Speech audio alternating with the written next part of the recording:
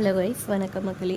இங்கே வீரா வந்து கோச்சிக்கிட்டு அவள் எப்படி எனக்கு முன்னாடி சாப்பாடு கொண்டு வந்தான்னு சொல்லிட்டு மாறன் கிட்ட கோச்சிட்ருக்கா. இங்கே பேடி எனக்கு ஃபோன் சுவிட்ச் ஆஃப் ஆகிடுச்சு, எனக்கு ரொம்ப பசி எடுத்துச்சு, வேறு வழி இல்லாமல் அவளது வாங்கி சாப்பிட்டேன், மற்றபடி வேறு எதுவும் இல்லை, புருஷன் அவெல்லாம் எதுவும் பண்ணிட மாட்டா, கூட்டினால போயிட மாட்டா, நீ கவலைப்படாதுன்னு சொல்கிறாங்க. அப்புறமா இவங்க 2 பேரும் சந்தோஷமாக தூங்கிடுறாங்க. இங்கே கடையில் வந்துட்டு எல்லாம் எடுத்து வச்சுட்ருக்காரு கார்த்திக். அப்போ கடைக்கு வெளியில் வந்து நின்றுட்டு விஜய் கால் பண்ணிகிட்டே இருக்காங்க. இவர் எடுக்காம விட்டுறாரு. மச்சான் நான் வெளியே தான் இருக்கேன் மச்சான், கொஞ்சம் வெளியே வாங்க உங்ககிட்ட பேசணும்னு சொல்கிறாங்க. என்ன இவளுக்குன்ட்டு வெளியே வராரு, என்ன விஷயம், எதுக்கு வந்திருக்காங்க, இங்கேருந்து போயிட்டுன்னு சொல்லி கோவமாக சொல்கிறாங்க. மச்சான் நான் போகிறேன், அதுக்கு முன்னாடி உங்கள் ரகசியம் ஒன்று தெரியுமே எனக்கு, நீங்கள் தான் வந்து டிகிரியே வாங்கலைங்களாமே, ஏமாற்றி ஃப்ராடு பண்ணி இது பண்ணி வச்சுருக்கீங்களாமே, இதெல்லாம் நான் போயிட்டு பேங்க்காரங்கிட்ட சொன்னால் என்ன நடக்கும் தெரியும்ல, போலீஸ் மொத்தமாக உங்களை பிடிச்சி உள்ளே போட்டுருவாங்க, உங்கள் தம்பி அதுக்கப்புறமா இன்வெஸ்ட் பண்ண அந்த பொண்ணு எல்லாரையும் தூக்கி உள்ளே வச்சுருவாங்க, இதெல்லாம் உங்களுக்கு தேவையா அப்படின்ற மாதிரி சொல்ல, உன்னால் முடிஞ்சதை பார்த்துக்கிட்டின்னு சொல்கிறாங்க. இதை பாருங்கள், எனக்கு என்ன, உங்களுக்கு தான் இந்த கடையை இழுத்து முடிடுவாங்க, எல்லா பிரச்சனையும் வந்துடும், அதுக்கு நான் சொல்கிற விஷயத்த செஞ்சுட்டு போங்கன்ற மாதிரி சொல்ல, கார்த்திக்கும் வேறு வழி இல்லாமல் என்ன செய்யணுன்ற மாதிரி கேட்குறாரு.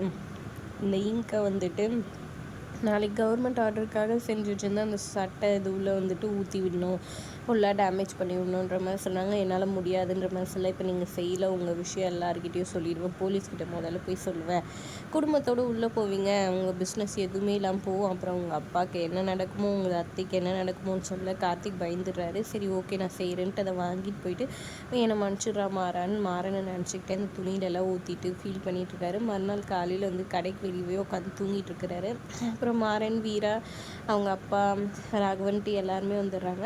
சரிடா நீ போய் வீட்டுக்கு போய் ரிஃப்ரெஷ் ஆகிட்டு வா அப்படின்னு சொல்லிட்டு இவர் கார்த்திக் அனுப்பி வைக்கிறாரு. கார்த்திக் ஒரு மாதிரி இருக்கிறத பார்த்து யோசிச்சுட்டே இருக்கிறாங்க. ஒரு நைட்டுக்கே இப்படி இதுவாகிட்டானேன்ற மாதிரி யோசிச்சுட்டு இருக்காங்க.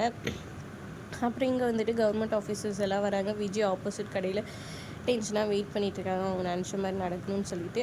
இங்கே ஒரு பக்கம் பார்த்திங்கன்னா ஆஃபீஸர்ஸ் எல்லாம் செக் பண்ணால் இது என்ன சட்டை இது, இதெல்லாம் ரொம்ப மோசமாக இருக்கேன்னு இங்கு விழுந்ததை பார்த்து ஷாக் ஆகி போயிட்டுருக்காங்க எல்லாருமே.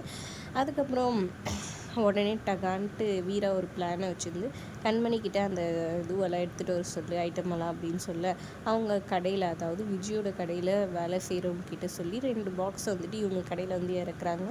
அந்த சட்டையெல்லாம் ஓப்பன் பண்ணால் வந்துட்டு சூப்பராக இருக்குது, என்னம்மா இது குவாலிட்டியெல்லாம் செம்மையாக இருக்குது, இதே முதல்ல காமிக்கலன்னு கேட்க, இது வந்துட்டு டேமேஜ் பீஸு, அது தெரியாமல் மாறன் எடுத்துகிட்டு வந்தான், எப்படியும் மிஸ் ஆகிடுச்சு, அதுதான் தப்பாக எடுத்துக்காதீங்க, இதுதான்ற மாதிரி காமிக்க, சூப்பர்மா செலக்டடு, இந்தாப்பா அட்வான்ஸுன்னு சொல்லிட்டு மாறன் கையில் அட்வான்ஸ் கொடுக்குறாங்க. ஒரே சந்தோஷமாயிறாங்க.